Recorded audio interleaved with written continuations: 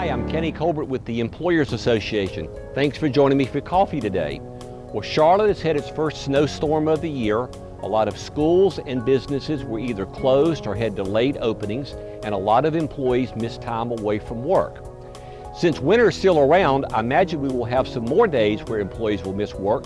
So let's talk about how to pay your employees when they miss work because of weather-related conditions. Here's what the Fair Labor Standards Act says. For your non-exempt employees, you only have to pay them for their actual time that they worked. So if a non-exempt employee happened to come in late or leave early or miss a complete day of work, you owe them no wages.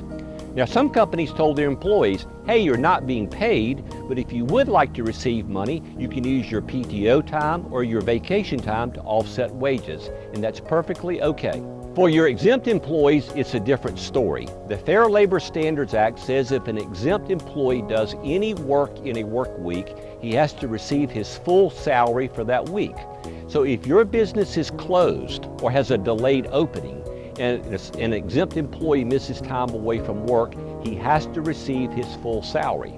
Now, there's nothing wrong with telling this employee you have to use your vacation time or you have to use your PTO time to offset this. Remember, the FLSA says he has to receive his full salary. It doesn't care if it comes out of a wage bucket or does it come out of a PTO bucket, as long as they receive their full salary. Now, here's an interesting scenario. Suppose your company is open, but the schools are closed, and one of your employees says, I can't come to work today because I don't have daycare for my child. Or suppose your business is open, but one of your employees says, hey, the roads are still a little bit slick and I'm a nervous Nelly and I don't want to drive on the ice. In that case, if it's an exempt employee and they miss a full day of work, you do not have to pay them. Why? In essence, they are taking a personal day. You have work available for them, but they have voluntarily decided not to come to work. Now keep in mind, you can only dock an exempt person's pay in full day increments. So if your exempt person comes in and works a few hours or leaves a few hours early, he has to receive his full day pay. But if he misses a complete day for purely voluntary reasons, you can dock the pay of an exempt employee.